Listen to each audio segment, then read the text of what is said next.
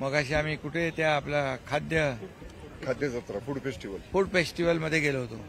तर तिथे खरं म्हणजे लोकल जे फूड आहे, मिलेटमध्ये बनवलेल्या वस्तू आहेत, खूप घरगुती वस्तू आहेत आणि अनेक वस्तू आयुर्वेदिक इथल्याच झाडपाल्यापासून बनवलेल्या पाहायला मिळाल्या. वेगवेगळ्या पदार्थाचे खाद्यपदार्थ वेगवेगळ्या प्रकारचे आणि बचत गट आहेत.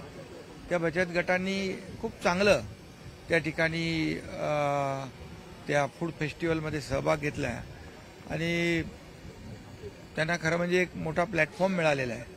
आणि या 3 दिवसामध्ये खूप मोठ्या प्रमाणावर पर्यटक येत आहेत. आता तिथं गेल्यानंतर गर्दी होती. आता संध्याकाळी सकाळी खूप खवय्यांची गर्दी होईल आणि प्रत्येक पदार्थाची त्यांना चव चाखता येईल. दुसरं आता आपण इथे पाहतो या सर्व बोटिंगमध्ये इथे देखील मोठ्या प्रमाणावर पर्यटक आहेत.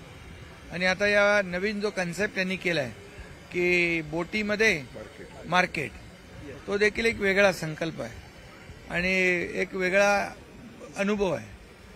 त्याचबरोबर आता आपलं इथं लेझर शो इथं होईल आणि किल्ल्यांचं प्रदर्शन आहे, शस्त्र प्रदर्शन आहे.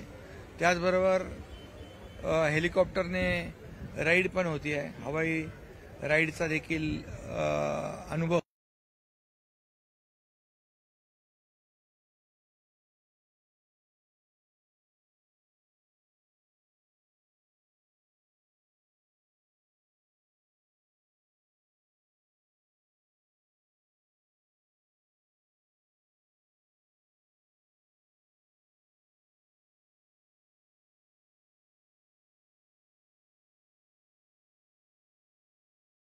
आणि 87% पहिल्याच दिवशी 87% पहिल्याच दिवशी म्हणजे या मला वाटतं हे 3 दिवस कमी पडतील.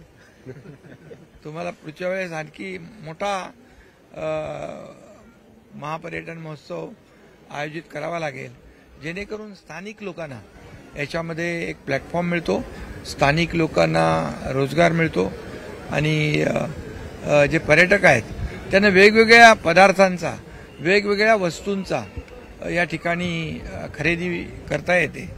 त्यामुळे अशा प्रकारचे महापर्यटन उत्सव वेगवेगळ्या ठिकाणी आयोजित केले पाहिजेत.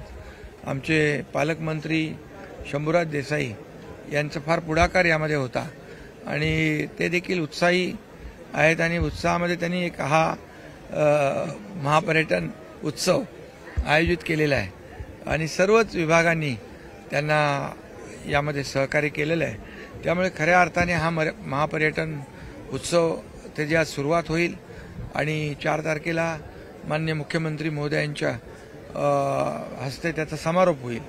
त्यामुळे 3 दिवस खरं म्हणजे हे आज उद्या आणि परवा एक सगळेच पर्यटक याचा आनंद घेतील. पण मला वाटतं तुमचा पर्यटन महोत्सव 4 तारखेला समारोप झाला तरी लोकांमध्ये एक त्याची एक उत्कंठा की वाढवला पाहिजे असं नक्की बोलतील.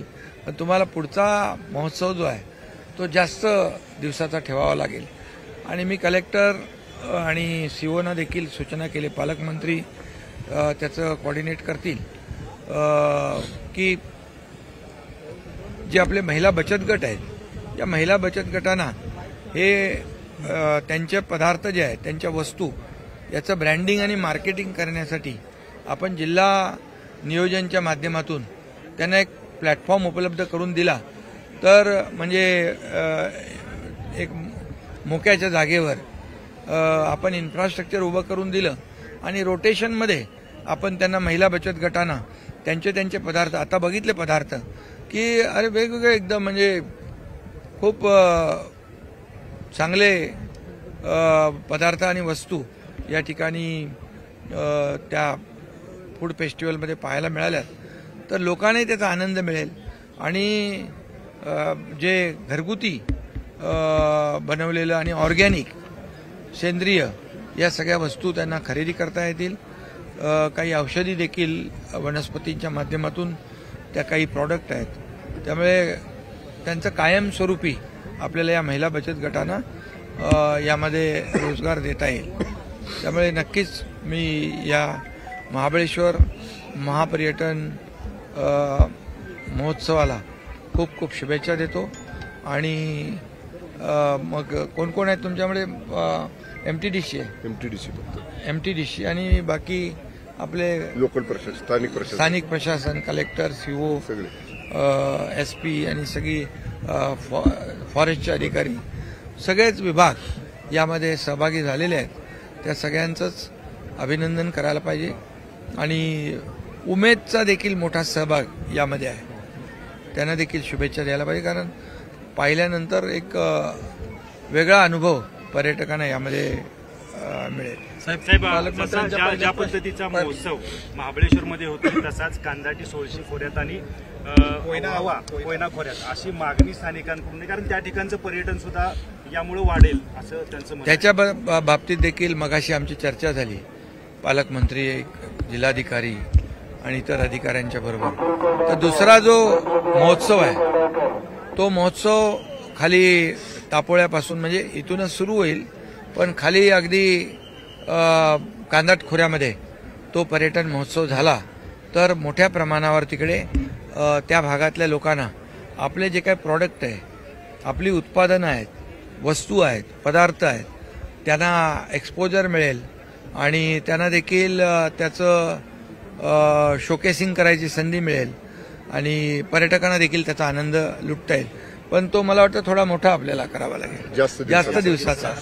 आणि ते त्याच्या बाबतीमध्ये पालकमंत्री आणि जिल्हाधिकारी, CO हे सगळे लोक बसून त्याचं नियोजन करून मग नंतर पुढे आपण त्याच्यावर निर्णय घेऊ. साहेब, तुम्ही दोघंही या भागातले भूमिपुत्र, आता दुर्गम डोंगराळ भागातले दोन्ही, यापूर्वी कधी अशी मानसिकता झाली नव्हती अशा पद्धतीने, मात्र तुम्ही हे करून दाखवलं. नेमकं नाही, खरं म्हणजे काय, इथं पोटेन्शियल आहे, इथं निसर्ग आहे, इथे पर्यटक येत आहेत, पण त्यांना प्लॅटफॉर्म नाही. आता तुम्ही प्लॅटफॉर्म दिला आहे आणि म्हणून यामध्ये नवीन नवीन आता इथं विकास होतोय, खाली कनेक्टिव्हिटी वाढती आहे, नवीन महाबळेश्वरची संकल्पना आहे, त्याच्यावर काम सुरू आहे. दुसरं सातारा, कोकण सातारा आपण जोडतोय पुलाच्या माध्यमातून, त्यामुळे ही नवीन कनेक्टिव्हिटी होती आहे. त्यामुळे त्याचा देखील फायदा इकडे येणाऱ्या लोकांना होईल, इकडच्या स्थानिक गावकऱ्यांना होईल, भूमिपुत्रांना होईल. त्यामुळे सरकार म्हणून अनेक निर्णय आपण गेल्या 2.5 वर्षात घेतले, तसेच निर्णय यापुढे देखील आम्ही सरकार म्हणून घेऊ. थँक्यू.